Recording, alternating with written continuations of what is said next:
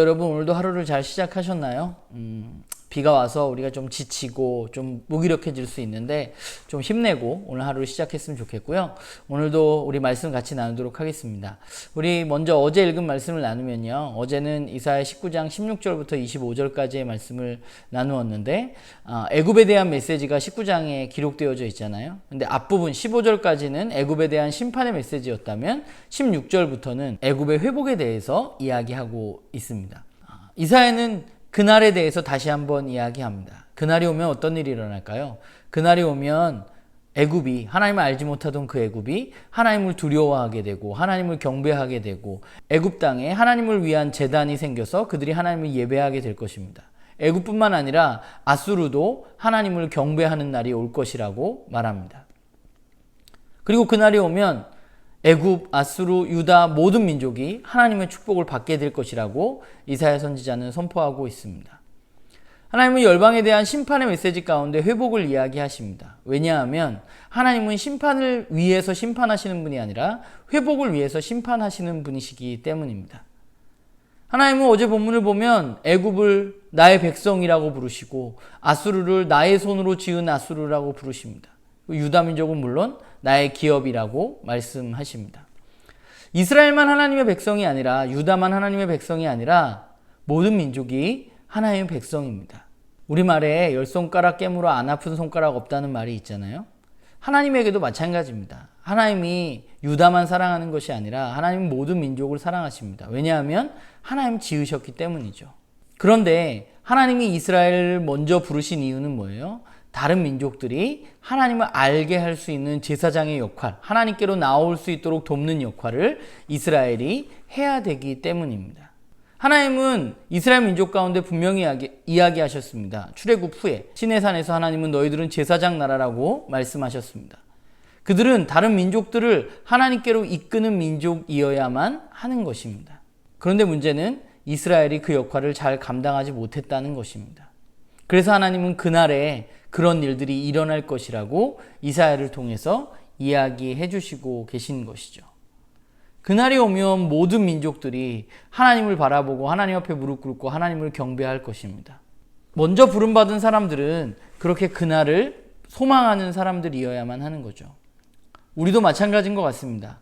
우리도 깨어진 세상 속에 살고 하나님을 모르는 사람들과 함께 이 땅을 살아갑니다. 그러나 그날에 모든 사람들은 하나님을 보게 될 것이고 하나님 앞에 무릎 꿇게 될 것입니다. 우리는 그날을 소망하는 사람들이죠. 그렇다면 그날을 소망하면서 살아간다는 것이 오늘 우리에게 어떤 의미가 있을까요? 저는 그날을 소망하는 사람은 오늘 우리에게 맡겨주신 사명을 잘 감당해야 한다고 생각합니다. 우리에게 맡겨준 사명은 무언가요? 물론 우리가 각자에게 맡겨진 생활 속에서 최선을 다하는 것이겠죠. 우리가 그 최선을 다하는 삶 속에서 우리는 어떤 것을 드러내나요? 하나님이 세상의 주인이시고 주관자시고 그분이 다시 오실 것이라는 것을 드러내는 사람이어야만 합니다. 우리가 잘하는 것처럼 우리는 그리스도를 믿은 후에 왕 같은 제사장의 신분을 얻었습니다. 우리도 다른 이들을 하나님께로 이끌어 가야만 하는 사람들입니다. 그래서 그날을 소망하는 사람들은 아직 하나님을 알지 못하는 삶을 살아가고 있는 사람들을 마음에 품고 살아가는 사람들입니다.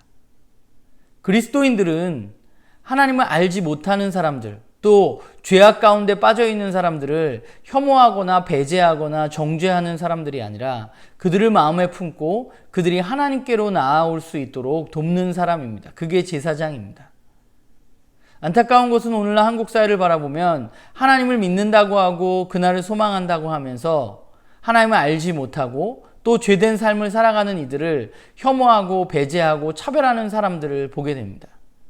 그러나 하나님은 그렇게 이야기하시지 않습니다. 하나님은 우리가 그들을 품고 그들이 하나님께로 나아올 수 있도록 도와야 한다고 우리들에게 말씀하십니다. 바라기는 나눔교회 식구들 모두가 우리의 삶과 우리의 말을 통해서 아직 하나님을 알지 못하는 사람들에게, 여전히 죄악 가운데 머물러 있는 사람들에게 하나님 나라를 전하고 또 하나님께로 돌아올 수 있도록 그들을 마음에 품고 그들과 함께하는 그런 저와 여러분이 되기를 바랍니다. 오늘 우리가 읽을 본문은 이사야 20장 1절부터 6절까지인데요. 오늘 본문은 배경을 좀 우리가 알고 읽어야 도움이 될 것 같아요. 오늘 1절을 보면 시대적인 배경에 대해서 아주 짧게 기록하고 있는데 아스돗이라는 나라가 나오는데 아스돗은 블레셋의 도시국가 중 하나입니다. 그런데 주전 714년에서 711년경에 어떤 일이 있었냐면 이 아스돗이 아수르에게 강력하게 저항하는 일을 하게 됩니다. 그러니까 반아수르 정책을 피는 거죠. 친애굽 정책을 피면서 반아수르 정책을 이 아스돗 왕이 펴게 됩니다. 그래서 아스돗 왕이 아수르에 바치던 조공을 중단하고 블레셋, 또 유다, 모압, 에돔 등과 함께 그 나라들을 끌어들여서 반아수르 연합을 시도하게 됩니다. 근데 당시에 아수르의 왕이었던 사르단이 군장관이었던 다르단을 보내서 그 아수르의 저항을 막고 아수르를 멸망시켜서 사람들을 포로로 끌고 가게 되는 것이 오늘 본문의 배경이죠. 바로 그때에 하나님의 말씀이 이사야에게 임했다고 말하고 있습니다. 배경은 뭐예요? 친애굽 정책을 펴서 아수르에게 대항하려고 했던 그 아스돗이 결국은 아수르에 의해서 멸망하게 된 그때에 하나님은 이사야에게 말씀하고 계십니다. 그래서 오늘 말씀을 보면서 하나님은 이사야에게 특별히 오늘은 말이 아니라 특정한 행동으로 메시지를 선포하라고 말씀하시는데요. 하나님이 이사야에게 말씀하신 행동은 무엇인지 우리가 좀 살펴보고 이 행동이 뭘 나타내는지, 어떤 징표를 나타내는지에 대해서도 우리가 살펴보았으면 좋겠습니다. 두 번째는 이사야의 행동을 바라보는 그 유다 민족들이 과연 이사야의 행동을 보면서 하나님은 그들이 어떤 것을 느끼고 어떻게 살아가기를 원하시는가에 대해서 우리가 좀 살펴보았으면 좋겠어요.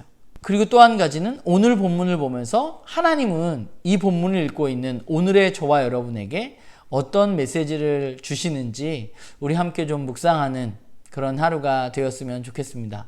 오늘도 좋은 하루 되시고요. 주님 안에서 평안하세요.